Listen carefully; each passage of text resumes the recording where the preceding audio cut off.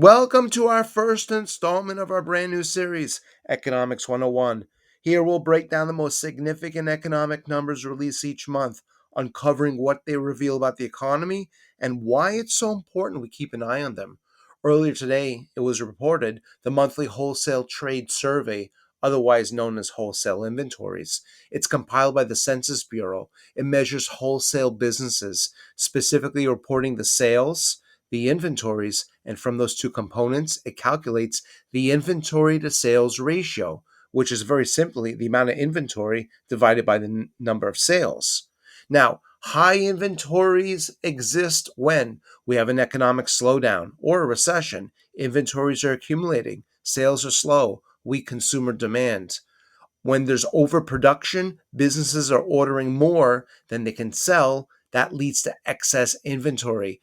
It's also the result of over optimism about future sales. Now, this also can be the result of supply chain issues. Inventory builds up. Goods just simply cannot be moved around quickly enough to meet the sales demand. Well, we can see here the wholesale inventories is broken down into several categories. These are the categories that are currently experiencing a relative high amount of inventory to sales ratio, which means they can't move the goods as much as quickly. Apparel, machinery, equipment, hardware and plumbing, metals and minerals. We also see cases of low inventories to sales ratio.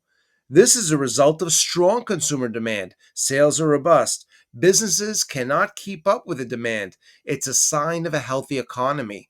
We also see supply chain efficiency. This is a result when businesses are operating with low inventories and they're meeting their demands quickly. It means they're managing their inventories more efficiently.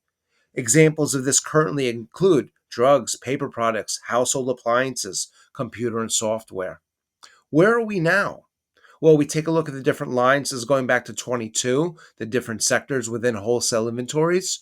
Currently, a significant increase has been machinery and equipment. And again, this means there's a higher amount of inventories compared to sales. They can't move the machinery and equipment off the sales floor, so to speak, very fast. Conversely, there's been a big decline in apparel, that the ratio has moved down. Inventories are being sold faster than they were in the past. That's a good thing. We like when the lines go down. Now, why is this all so important?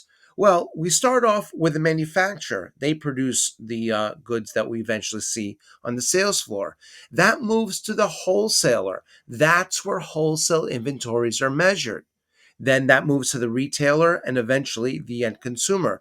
So this number is very important because it sits in between the manufacturer and the retailer. It can be considered perhaps a forward looking mechanism to the retailer. And it also reflects the strength of the manufacturer and any kind of supply chain issues as well.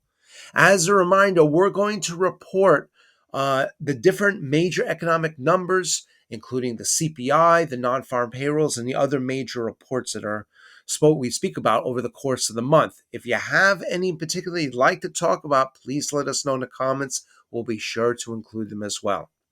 We hope this has been helpful. We look forward to seeing you back soon.